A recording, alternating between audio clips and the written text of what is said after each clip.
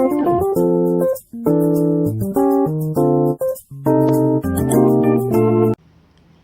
္ဂလာပါကျွန်မအခုနေနေတဲ့ Tampines မြို့လေးထဲမှာမိုးတွေရမ်းရွာနေအဲ့ဒါမိုးရီထဲရှောက်သွားကြည့်မလို့တူတူရှောက်သွားကြမယ်လိုက်ခဲ့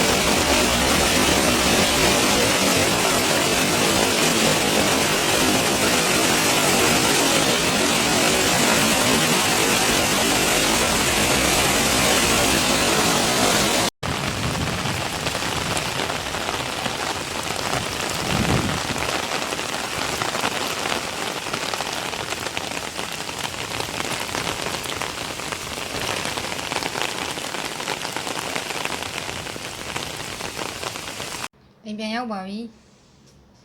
မိုးကရမ်းတဲတော့ဘိုးလုံးဆူရွှဲပြီးအေးသွားတာပဲ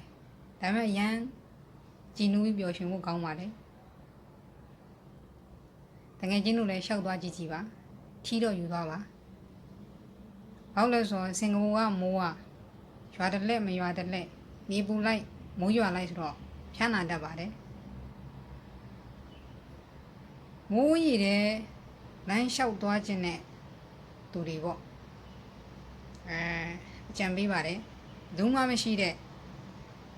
လူသွားလူလာနဲတဲ့လမ်းကြိုလမ်းကြားလေးတွေကိုရှောက်သွားကြည့်စီပါတခုခုခံစားရပါလိမ့်မယ်